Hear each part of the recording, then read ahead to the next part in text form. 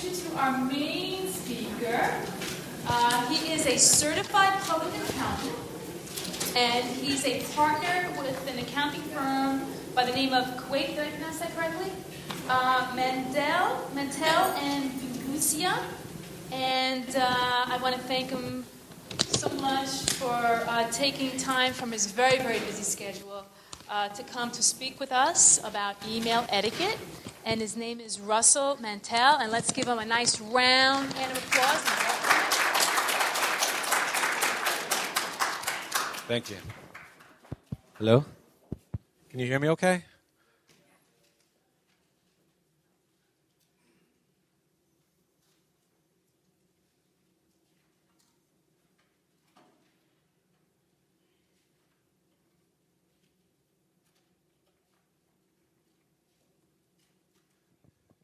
So I'm here to talk about email etiquette.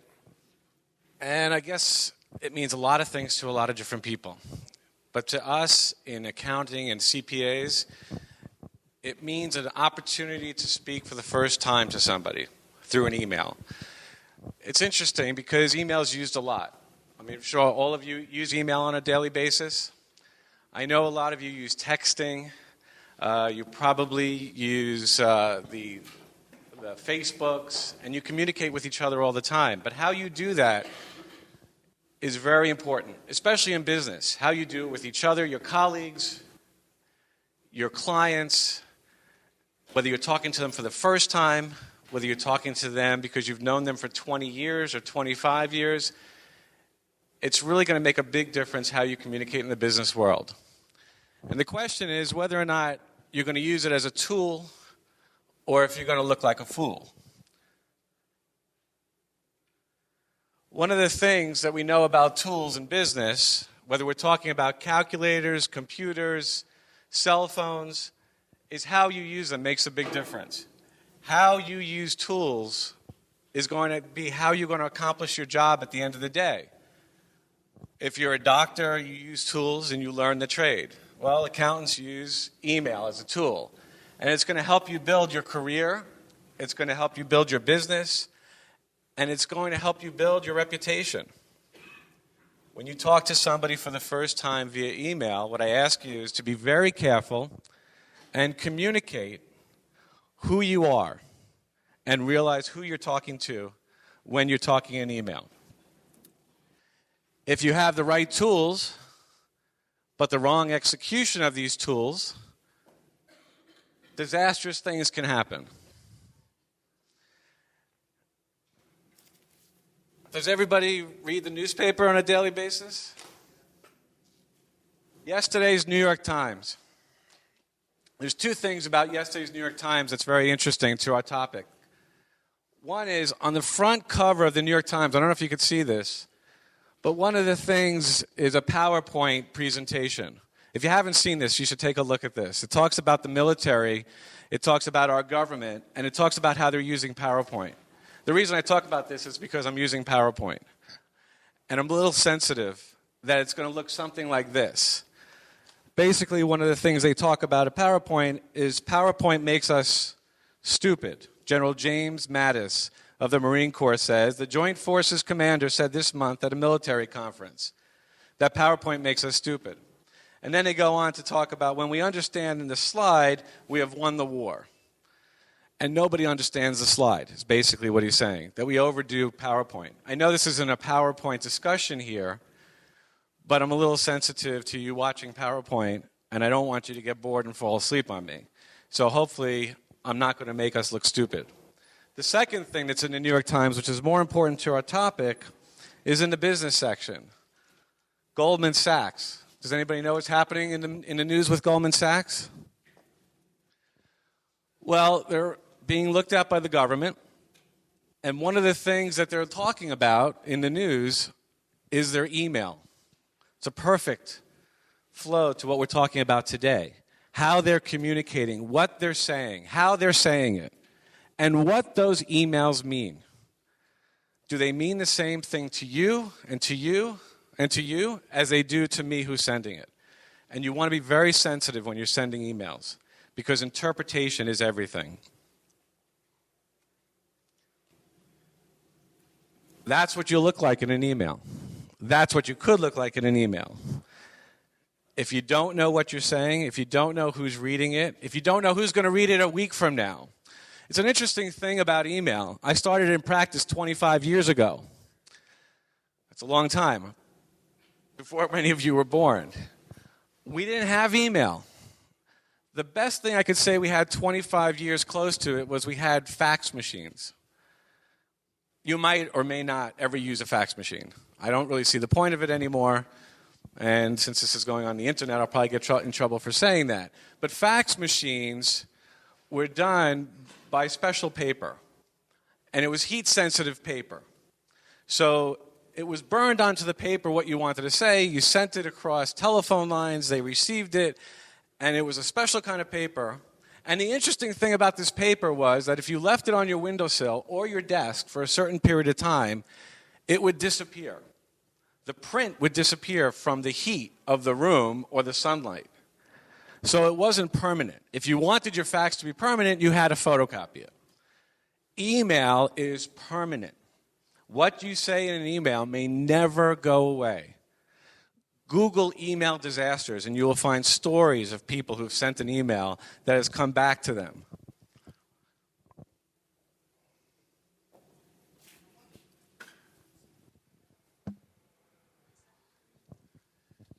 This is who we are.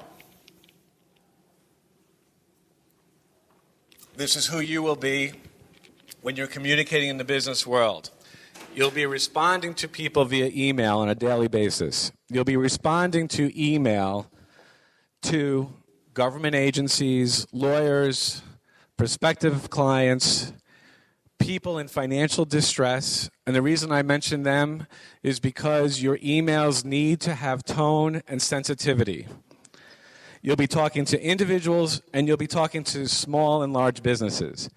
Every one of these areas, everybody that you talk to in an email is going to interpret your email differently, and your message is going to be different.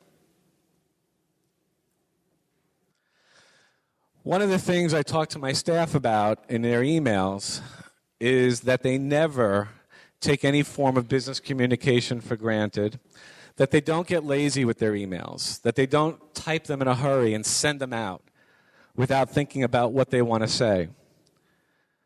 We ask that people be professional in emails all the time. And please don't forget who you're communicating with. Are you talking to a friend? Are you talking to a colleague? Or are you talking to somebody who doesn't know who you are? And they've never seen you. They don't know how old you are. They don't know what kind of clothes you wear. They don't know anything about you at all. You have one opportunity to make a first impression. And sometimes today, that impression comes in the form of an email. I always say to people that you have one chance to meet somebody and shake their hand. And that handshake is very important. These are my preferences and our firm's preferences for communicating. Of course, I'd rather speak to you face to face, because then you can look at my expression. Am I smiling when I said that? Did I smirk? Did I laugh? You can't get that in an email.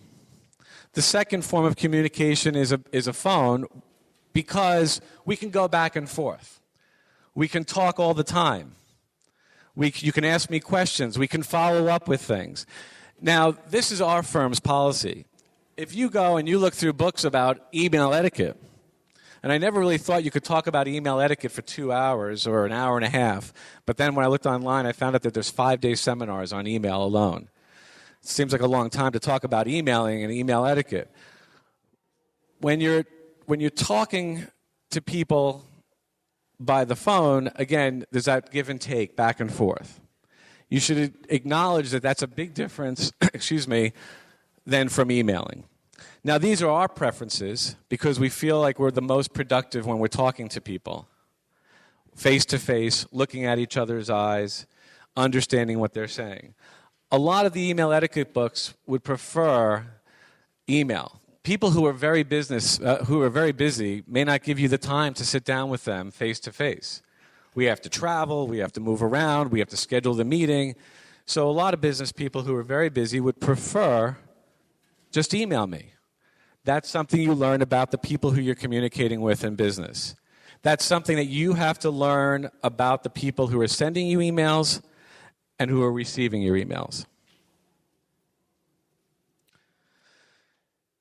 It's a tool. It's not texting. It's not tweeting. It's not instant messaging. We don't do any of that. There are law firms in the city that have acknowledged the fact that people don't read emails because it takes so long for them to read an email. They just read the text messages. In business, you need to learn how to write business letters. You need how to write emails. You want to communicate in a professional manner, and email is a professional tool. You're not going to abbreviate. You're not going to use 3 or 4 letters to say see you or see ya. We're going to be professional, even if it's just for a few minutes. As soon as you're done emailing, you can go back to being who you are. But for the email that you're sending in business, make it professional. Otherwise, you're going to look like that guy. The handshake, the first chance to say who you are. The handshake is important. Do you have a grip on who you're meeting? Do you have a grip on that email? What are you saying in the email? How are you introducing yourself? I get emails from people I've never met before. They're usually business associates of clients, or they're insurance agents, or they're real estate agents, or they're people I've just never met who are representing, we have the same client. They're representing my clients, and I represent my clients. They send me emails. They don't introduce themselves. I have no idea who they're talking about. They don't give me a subject line. They don't tell me who they are. They just start out with a topic, and they start writing. It takes me a few minutes to figure out who they're talking about. Sometimes I have to go beyond their email to an earlier email that might be sent from my client to figure it out. And they take for granted, maybe I want to be called Mr. Mantell. It's a little formal, and it shouldn't be necessary in an email, but they don't know me. So their assumptions on how they're introducing themselves, immediately I might be making and getting the wrong impression of who they are. So slow down when you send that first email and give them a really good handshake. The greeting. The subject line. The subject line says vague incident, or it says nothing. I get emails every day that say nothing, and then I reply with a subject line. In business, again, we're dealing with a tool here, and when you search through your emails, you want to bring up subject lines. You want to know who you're talking to, what you're talking about. So a week later, or a month later, or a year later, you can search your email database by subject. This email goes on to say that we're going to send a crew to your house to clean up stuff that we left on your driveway. Signs it off, sorry, John. It's vague. It's not informative. It doesn't say that much. And even the sign-off is unprofessional. This being the same email with an introduction. Hi, Julie. How are you? Per our conversation, it was a pleasure meeting you. Based on our last discussion, as I promised you, remind people who you are. You are an important professional to them. You're an important colleague to people. Remind them of who you are and what you're there for, what you're doing. What are you doing for them? What are they doing for you? In business, we're very busy and we forget. Again, please accept my apologies for the dead fish that I left on your driveway. Okay? Accept my apologies is sincere. And it brings warmth to the email. That's what you want to bring. You want to bring a comfortable feeling to your clients and your business associates. And then you want to sign it off with who you are. You're not just John. You're John, the CEO. How important is Julie that the CEO is emailing him? Her, sorry. No, hey, Jules, no Jay, Julie. And a hi, Julie introduction makes a big difference in an email. It starts the tone off right. Confidential emails. There is nothing confidential about any email. You're sending it on the internet. I don't know what you use. Do you use Gmail? Do you use Yahoo? Do you use MSN? There's nothing confidential about emails. And they'll go on and on and on to other people. So you can mark it strictly confidential, but remember, somebody else might read it. So be careful about what you're sending, as maybe people in Goldman Sachs are really realizing these days. I'm very sensitive to it, and I ask people to watch what they say, respond carefully, and if not sure, pick up the phone. Get to the point fast. You're busy. You got to get to class. You got a lot going on. Get to the point. Keep it brief. Yes or no questions are great in an email. They can reply quickly, and you can resolve it.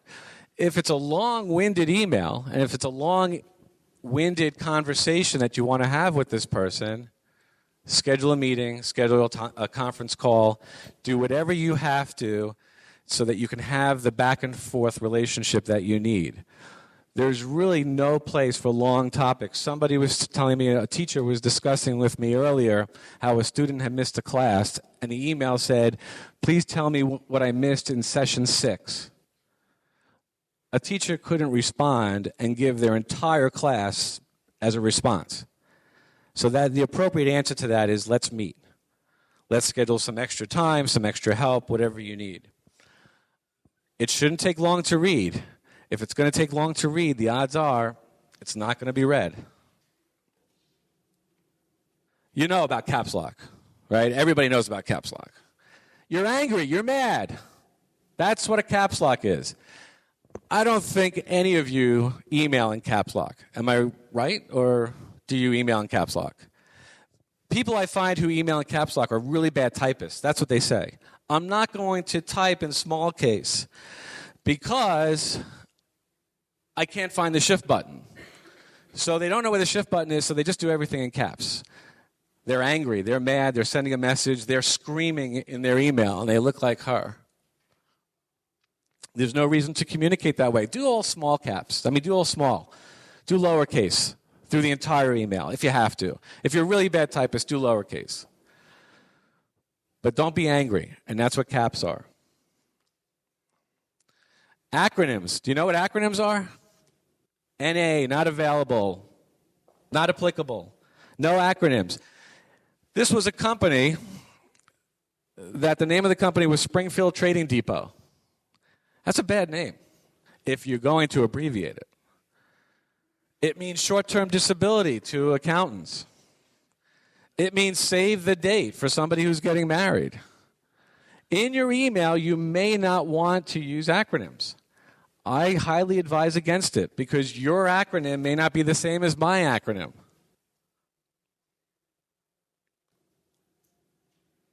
The distribution list.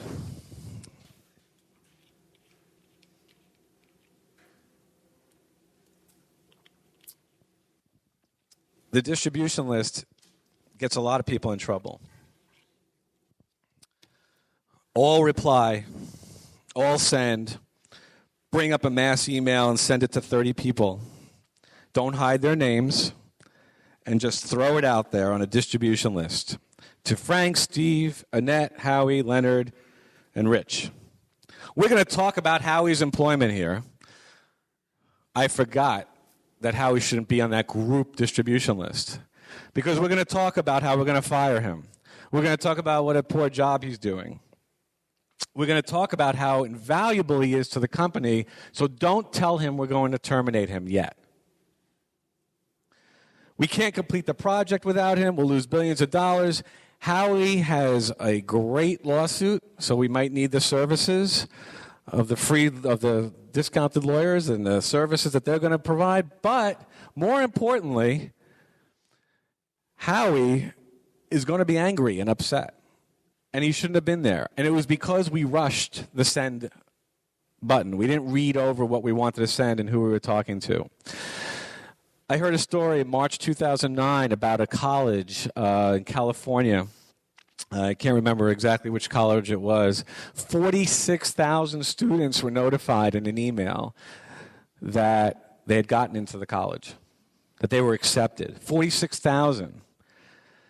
Everybody who applied to the university received this email that they had gotten in because they sent it on the wrong distribution list.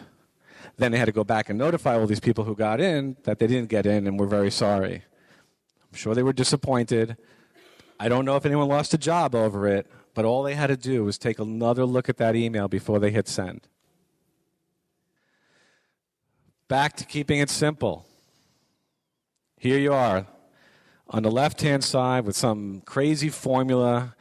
I don't want to read it. I see this. I see the left-hand side. I don't want to look at it. I don't know if any of you are science majors or engineering majors. I don't understand it. Don't even bother putting it in an email because, according to your email to me, a 4-year-old could understand this. And the reply is, well, then get me a 4-year-old because I can't figure this out at all. And you guys are too young, but that was a Groucho Marx line.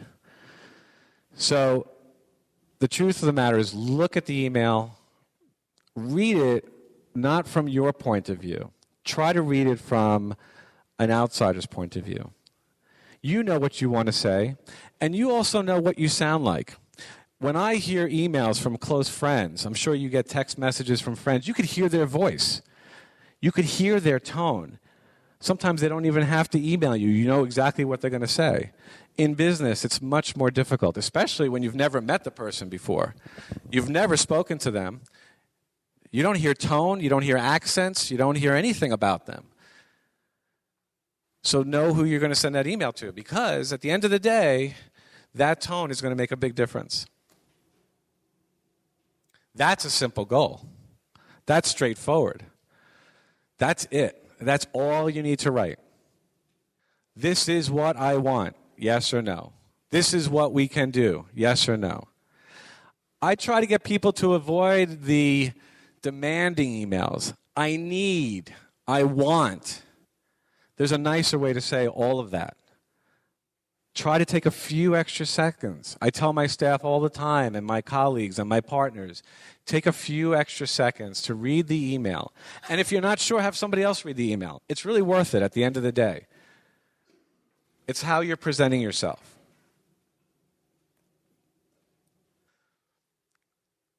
Avoid the sarcasm. Sarcasm does not work in an email. It doesn't. It just doesn't. It doesn't play out right. Jokes barely work in emails also. But sarcasm, there is no tone. There's no inflection. Are you joking? Are you serious? I had a colleague who once wrote an email. The client asked to redo their accounting system. And one of the words he used in the email said, "We can do it, but it's going to come with a cost." Okay. Well, in accounting, cost means a lot of things. Cost could mean we're going to charge you for it, but this was a client who was already paying us a lot of money, and they were on a retainer, and we weren't going to charge for it. So the client was angry. What do you mean it's going to cost me? He didn't mean that it was going to come with a cost, a price tag. He meant that you're going to lose some of your historical data, that you're going to lose some of your prior information, that you're not going to be able to go back and do comparatives for 3 or 4 years on a financial statement. But he didn't say that in an email. He said it's going to come with a cost. And you could imagine the CFO and the owner being very upset. We pay you enough money already. Why are you doing this to us? How can you say that? And it was just a misunderstanding. And that's what happens in emails. Misunderstandings all the time. Because of the tone. You can't have tone in an email. So be sensitive about the words you're using. Avoid the sarcasm. Avoid the jokes. You don't know how they're going to accept that. You don't know how they're going to hear it either.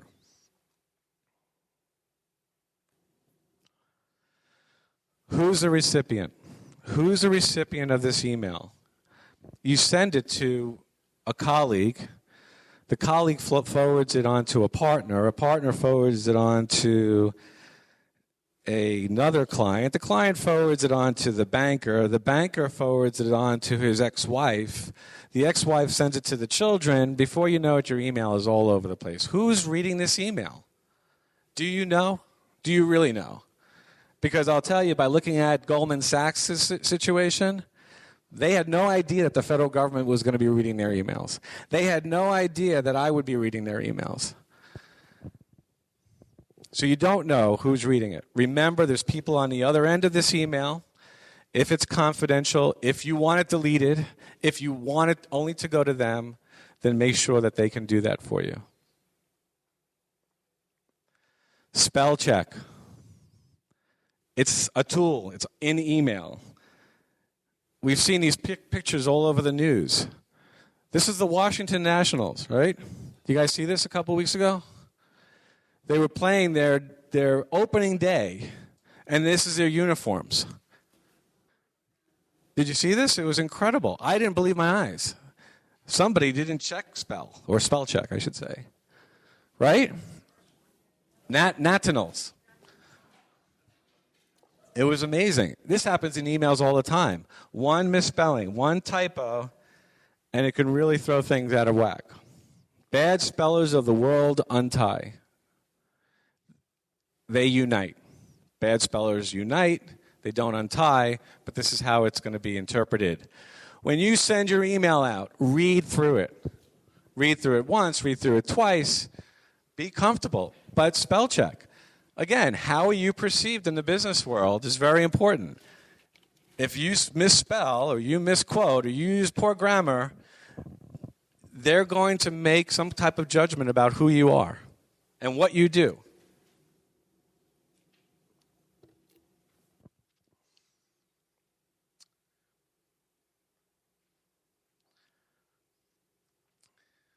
Take your time.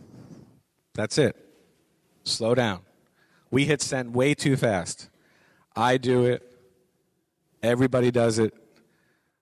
I hit send. I forgot to put the attachment on. I hit send. I got the wrong distribution list. I hit send, but I had two more things I wanted to say. Slow down. I know we do the BlackBerry Messenger. I know we do everything else, and I know we do it very fast. But in business, you have to remember you're writing a business letter. You're writing a business form. So you want to take time and make sure that it's going to be interpreted properly. Obviously, if you're talking to each other, a couple of typos here and there can get by. Obviously, if you're talking to associates that you've worked with for 20 years, they know you know what you're doing. But clients sometimes don't, associates sometimes don't, and people who don't know you don't. So these are the email essentials. Things to remember. A greeting makes a big difference. Hi, John. Hi, Sally. It's very calming to hear that greeting in an email. And sign off. Sign off with thanks.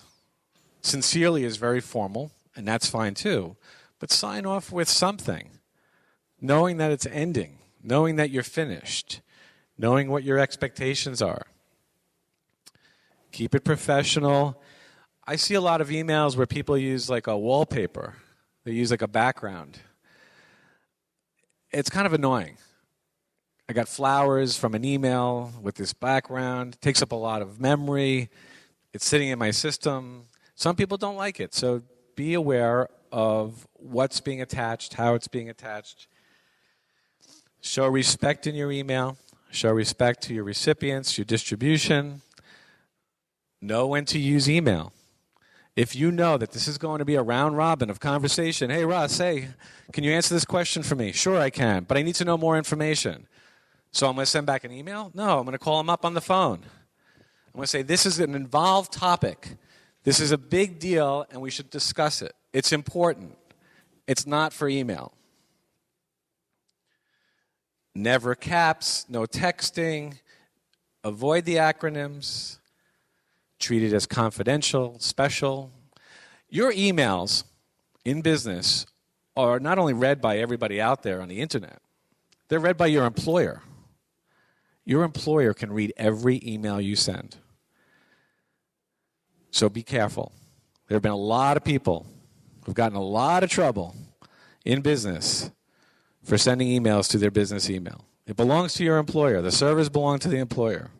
And if it's not them, it's some other company, some other computer company that's hosting that email. So you might want to be careful because it doesn't go away. Famous emails, famous stories of emails about people doing the wrong thing wind up on the internet, and they wind up in blogs like the 10 worst email gaffes of 2009. The San Diego incident, that was UC San Diego that sent the emails for 46 students saying, welcome aboard, when it was supposed to be 18,000. The Rock U accidentally displayed an entire mailing list twice. They didn't hide everybody. So once they do that, they put that out there, now everybody knows your email address, and you have to change it. An FBI director admitted to clicking on a phishing email. An FBI director clicked on a phishing email where they asked him for his social security number, and the information was out there. So just remember, it's going to stay out there permanently. It's not like my fax machine from 25 years ago. Always use the subject line. That's the business tool aspect of emailing. Have a goal and keep it simple. Avoid the sarcasm. Do your proofreading. Never, ever forward offensive emails, bad jokes, or anything in the business environment. You do that at home. People are busy. I don't know how many emails you get, but I know professors get maybe 30, 40, 50 sometimes. Some people get hundreds. You know, be respectful of their time. Take your time. Use attachments if you need to. A long Word document is great for an email. If you have a lot to say, attach a Word document. If you do that, the person can print it out, take it with them, and read it in their time. And they understand the sensitivity of an attachment. Don't make it too big. Some people can't handle big files.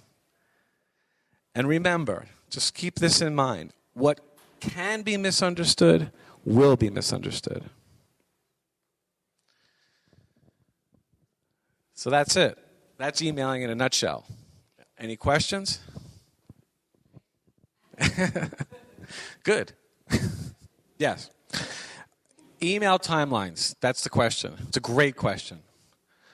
It's different. I am terrible at responding to emails. Here I am with you. It would be very rude of me for me to take out my BlackBerry at this point in time and respond to an email. My days are usually with clients, and they're designated to those clients. So if I schedule a week in advance clients every day, I may not respond to my email in 24 hours. What you do about that, and it's very important, is that you talk to your clients about your timeline. How quickly do you respond to emails? Vicki emailed me, and I was terrible about getting back to her. It was right after April 15th. I was done with emails. I wasn't even looking at emails for a few days. Didn't want to look at it. I was tired and exhausted. Generally, the best course of action is when you get an email like that is to say, respond in an email. I'm not going to be in the office for a week. I'm not going to be around for a few days. It's going to take me a few days to get back to you. That's the most polite way. But your relationships and your colleagues and your clients need to know who you are. How quickly will you respond? If you're not a good responder, then you need to tell them. If you really, really want me, you really, really want to get a hold of me, email is the worst possible way to do it because I'm not sitting at a desk. Some people are and some people aren't. Some people have BlackBerries and some people don't. Some people don't like to use email at all. But what I could say about the email, about the response of email, which you should know, is that if you send an email and you don't get a response, there's nothing wrong with following up. Did you get my email? I just want to make sure that you received it. There's nothing wrong with follow-up. There's nothing wrong about re-communicating with people over and over. Well, people in emails are busy, business people. Sometimes they don't get it. Sometimes they don't get the email. There's nothing wrong with you saying, yeah. I mean, you can't account for people's responses to emails. You really can't. If I get emails, I get emails all the time. I hit delete on a lot of unread emails constantly. My question is that, can a person respond if you state No, once you say thank you, they don't have to. Otherwise, you'd go back and forth thanking each other for the rest of your life. Yeah. No. No, I get a thank you. I'm appreciative. I don't hit you're welcome. Thank you is closure. Yeah. No, thank you. Thank you is closure. Thank you. There's very few you're welcomes in an email.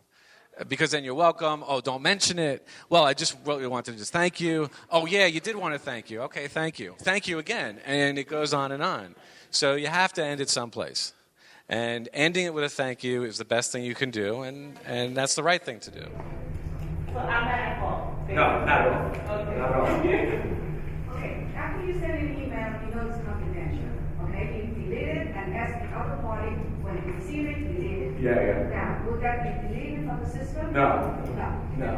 It stays on the server. Stays on the server. I delete my here's our emails go from the inbox to the sent box to the deleted box, and when I delete it from the deleted box, it's still on my server. I have to tell my IT people or somebody to purge the system. Yeah. And even then, I don't think it goes away, by the way, because there are FBI agents and police and all these specialists who can go onto any computer and bring up anything that was ever on that hard drive. So. Also, when you have an email going back and forth, and when you want to send it forward to someone else, Yeah. the whole thing, how should you do that? Let's say there are 10 messages going back and forth. Yes. And you want to forward the whole story to someone else Yeah. to read it. Yeah. Now, you will have to break down all of them, open all of them. Well, if you have reply back going back and forth, you're keeping a log of all that discussion.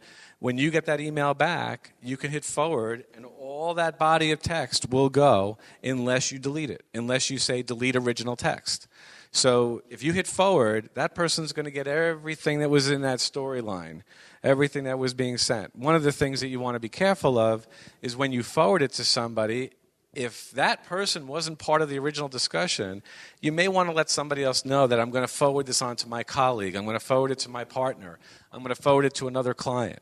You might want to include them as a copy in that forward so that they know that you're involving somebody else.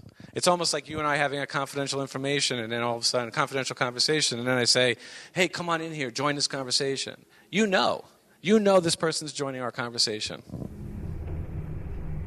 Thank you. You're welcome. Is it good to double space in the email? No. Double space? No. Nothing too big, nothing too wide, nothing too grand. Just get to the point.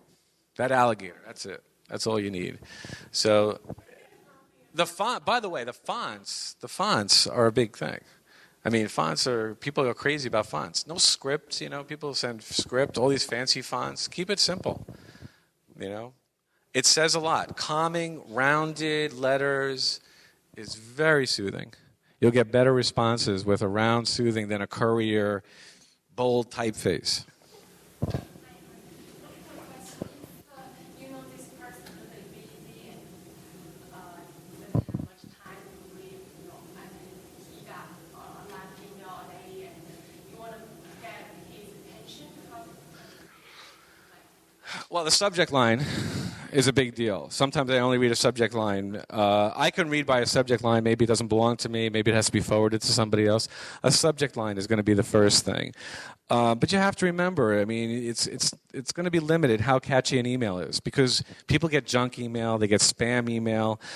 You're going to have to go right to the point very quickly and tell them what you want very quickly so that they don't have to read a lot. Otherwise, they'll hit the delete button or they'll just pass it on or they'll move to the next email.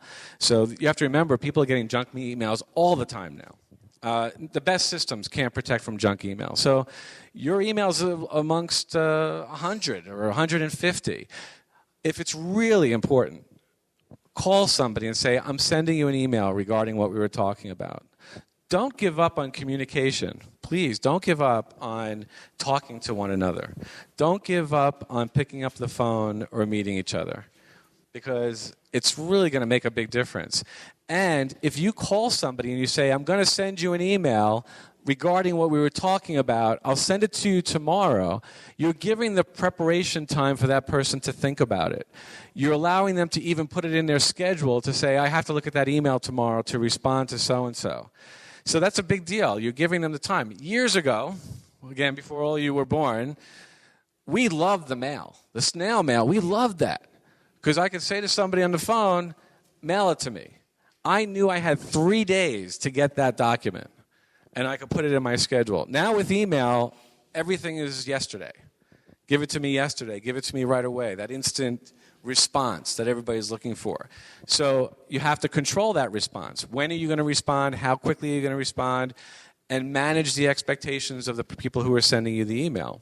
So if you have something important that you want to say in an email, call them and say, I'm sending you this email to introduce myself, to talk about somebody's insurance, to talk about somebody's financial reports. After you get the email, call me or respond. Any other questions? So you don't want to go over 36 hours, right? Of emailing someone, right? That's one thing that I'm really kind of sensitive about. Well, the response time is a big deal. And again, there are people who, if you send an email to, they will not respond within 24, 36, or 48 hours. They could be on the road. They could be traveling. They don't have an auto response. I don't know if you know what auto response is, but when somebody goes on vacation, they just send out a response to say, I'm out of the office for a few days. In the case where it's going to be delayed, or the case where it's going to take you a longer period of time to get back to people, again, you can email them back and say, I received your email. I can't discuss it right now. I'll reach out to you a week from tomorrow. You know, if you're afraid of insulting somebody, that's what you do. Again, I don't practice what I preach, so I have a big problem with my response, how quickly I respond. What I try to do in business is, if I get an email and I know it's a client and it needs an immediate response, I try to forward it to people who are in my office or managers or colleagues who can help me out, you know, who can either respond and say, I'm out of the office and I'll get back to them. But you have to kind of know who you're dealing with. People, you're busy. You're going to class. You're not texting in class. You're not emailing in class, I hope. And, you know, you're not going to respond maybe for 24, 48, 30, 48 hours. And all you have to do is communicate that to the people and let them know. All right. Thank you very much for having me. I really enjoyed it. And if you have any questions, just email me. Thank you so much. Really valuable information.